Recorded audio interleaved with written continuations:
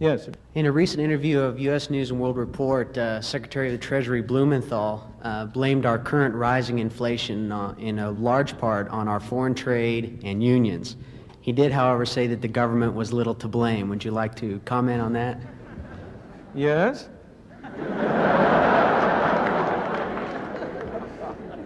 Unfortunately, it is one of the defects of our political system that we always put a Secretary of the Treasury and other high government officials into a position in which, when they make public statements, they are almost driven. Well, what's the word I want to use? I want to use a polite word, equivocate. Secretary Blumenthal knows as well as you and I do that inflation does not come from trade unions.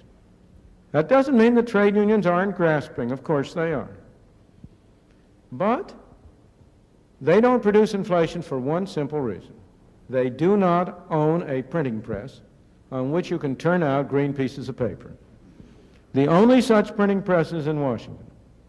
I say printing press, of course, in the modern age we do it in a more sophisticated way. We use bookkeepers and accountants and computers. But it comes down to the same thing.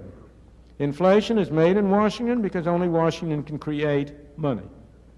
And any other attribution to other groups of inflation is wrong. Consumers don't produce it. Producers don't produce it. The trade unions don't produce it. Foreign sheiks don't produce it. Oil imports don't produce it. What produces it is too much government spending and too much government creation of money and nothing else. Yes, sir.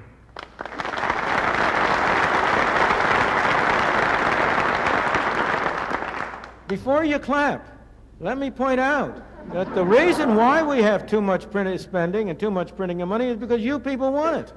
You and I. We're citizens. We run this country. If Congress has been voting higher and higher spending, why? Because it has been politically profitable for them to do it. If they have been voting higher spending and not voting the higher taxes to pay for it, why? Because it's been politically profitable to do it. We would all like to get something for nothing.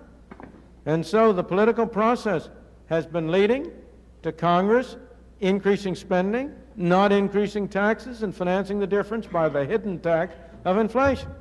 I think we are unwise. But let's not blame the others. The problem, in that famous statement of the cartoonist, we have met the enemy and they is us.